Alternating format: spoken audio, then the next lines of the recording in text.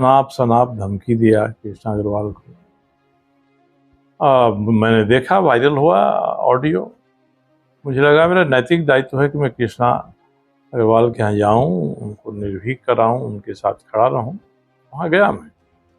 अब वहाँ जाने का नतीजा हुआ कि अगले दिन प्रिंस खान ने उसी लहजे में उन्हीं बातों को दोहराया जिसको कृष्णा अग्रवाल के साथ बातचीत में श्रीमान ढुल्लू महतो जी ने दोहराया था, और मुझे भी धमकी दिया कृष्णा अग्रवाल के साथ साथ।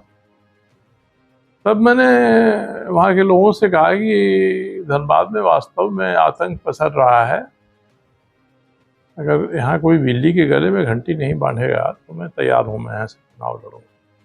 अब ये वहाँ के लोगों के ऊपर है, अनेकों फ़ोन आ रहे हैं। एक बड़ा इलाका है जहाँ मैं घूमा हूँ, घूम कर उनकी सलाह मैंने ली है। अभी भी बड़ा इलाका, खासकर ग्रामीण इलाका बचा हुआ है जहाँ के प्रमुख लोगों से मुझे मिलना है। मैं भी नवरात्र में ही 2-3 दिन जाकर उस क्षेत्र के ग्रामीण इलाकों के लोगों से बात करूँगा, मिलूँगा, क्योंकि मैंने दामोदर बचाओ आंदोलन के साथ दामोदर की गंदगी साफ़ किया था। आज दामोदर साफ़ हो गया है, तो उस समय बहुत लोगों से मुलाकात हुई थी ग्रामीण क्षेत्रों में।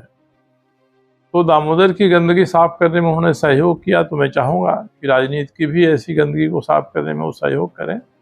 उनसे बात करने के बाद मैं आश्वस्त हो जाता हूँ तो मैं चुनाव लड़ूंगा।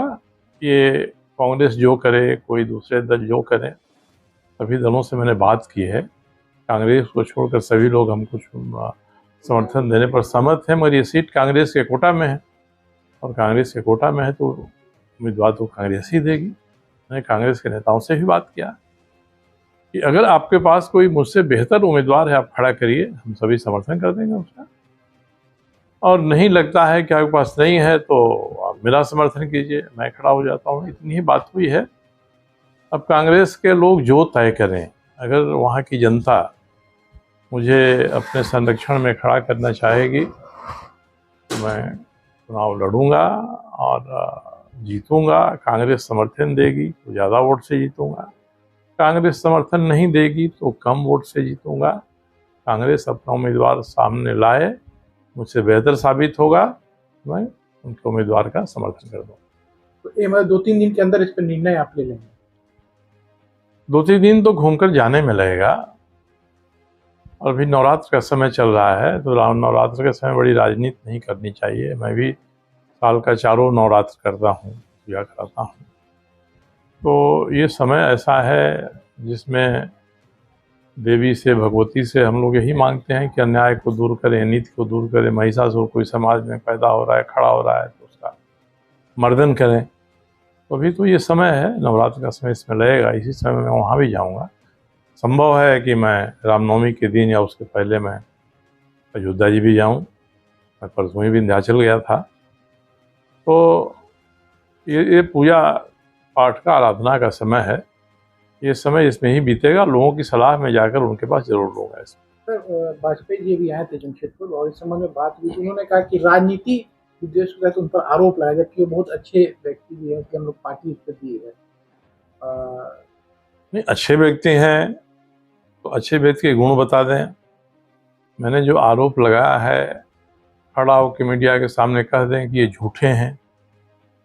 वो तो बातचीत में इतना बहक गए कि माँ बहन पर उतर आए और कहा कि मैं यूपी में किया करता था, माँ बहन कर देता था अफसरों का। हम लोग तो सभी अफसर, चाहे थाना का मुंशी हो या सीनियर एसपी हो या और स्तर का, हम लोग बड़ी विनम्रता से बात करते हैं, उनको अपनी बात समझाते हैं, कहते हैं। अब बिनकी ये रहा है तो करेला जैसे नीम चढ़ गया, वैसे झारखंड में जैसे वो, वैसे उनका उम्मीदवार। तो इसके बारे में मैं आज भी चुनौती देता हूँ भाजपा के किसी भी नेता से कि मैंने जिन बातों को उजागर किया है उसका वो खंडन कर दें। मैं चौराहे पर खड़ा होकर उनसे माफ़ी मांगूँ। सर, एक अंतिम सवाल। आपने कहा कि पोस्टर भी लगवाएंगे यदि ये कानून, मैंने इसीलिए कहा कि अगर श्रीमान ढुल्लू महतो जी कहते हैं कि मैंने जो कहा है गलत है, तो उन्हीं आरोपों को, उनका ही शौक है कि उनके आरोप सही साबित हों, तो मैं केस नंबर के साथ पैम्पलेट बना के चौराहों पर बंटवा दूंगा, उनका पोस्टर छपवा के उनके संसदीय क्षेत्र में हर जगह चौक चौराहे पर उसको सटवा दूंगा, चिपकवा दूंगा। अपना शौक पूरा कर लें। जिस दिन ये मुकदमा मुझ पर करेंगे उसके अगले दिन मैं ये काम कर दूंगा।